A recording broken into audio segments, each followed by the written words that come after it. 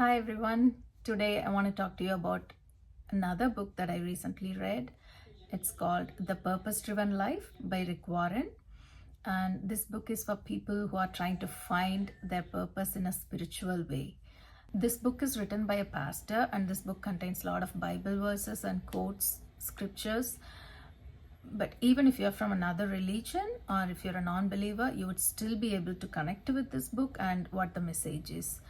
And this book lists 5 purposes that every human being should consider in their life. Those are: you were planned for God's pleasure, and you were formed for God's family, and you were created to become like Christ, and you were shaped for serving God, and you were made for a mission.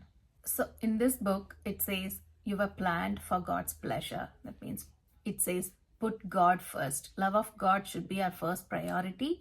So everything you do it for God. And the second purpose it talks about is you were formed for God's family.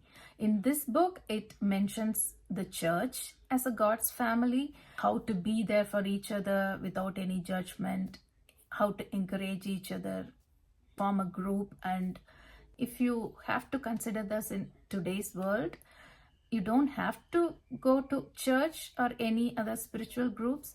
Even in social media, if you're subscribing to somebody or if you're choosing to follow somebody, you like their content, what they're sharing, you follow them on a day-to-day basis, you have similar interests, and they're adding value to your life in a way, and they inspire you. And it may not be one-on-one conversation, but they're still in a way your family. And how you can use that to encourage each other, support each other, grow in your passion and your interests, that is also important. And the third purpose it talks about is you were created to become like Christ. Now if you ask, is it possible to become like our God? We don't know, but the idea is to choose that path and go towards God as much as you can, because in the book it says knowledge is eternal. Whatever the character you become, it is eternal. Whatever you become, you take it to your next life if you're a believer. So in this book, it lists 9 characters as characteristics of Jesus Christ. That is love, joy, peace, patience, gentleness, goodness, faithfulness, self-control, and kindness. So the idea is to imbibe as much of these characters into our lives so that we will be going in that path towards Christ. And the fourth purpose is you were shaped for serving God.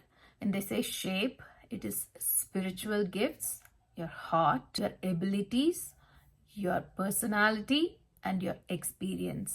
And using all that, finding your spiritual gifts and your abilities and your personal experiences. And when they say heart, it's about your desires, your godly passions, or your interests. God has put those into your heart for a reason. So use those passion and see what you can do with it, how you can serve others, how you can add value to others' life. In a way, that's how you're serving God. And that's what the fourth purpose it talks about. And in the book, it also says you cannot serve 2 masters. We all do a lot of things for material needs, especially men. That becomes their priority in life, to provide for the family. And fortunately for some people, their passion, their interest becomes their profession. So they're able to find that fulfillment and satisfaction in their profession along with earning material needs. But for some, that is not the case, where they had to choose a profession, whatever helps fulfill their material needs. And they completely neglect their own passion and interests for the sake of providing for a family. But in this book says it is your duty to find your purpose, your gifts, and bring it out and serve people. That is what God has made you for. So it clearly says, apart from your profession, do it as a way of serving God. And also it says use your experience and use it as a testimony to serve others, both positive and negative. You might have done in your life something that really encouraged you, made you feel happy about yourself, helped you find yourself in a way that you didn't know before. And also, if you have experience some pain, some trauma, or anything negative, don't let your pain go to waste. In the book, that's what it says. Use even those to serve people who are in similar situation in life. You can become a testimony of how you were able to get out of that situation through the help of God, your spirituality, or whatever helped you get through that. Use your experience to serve others.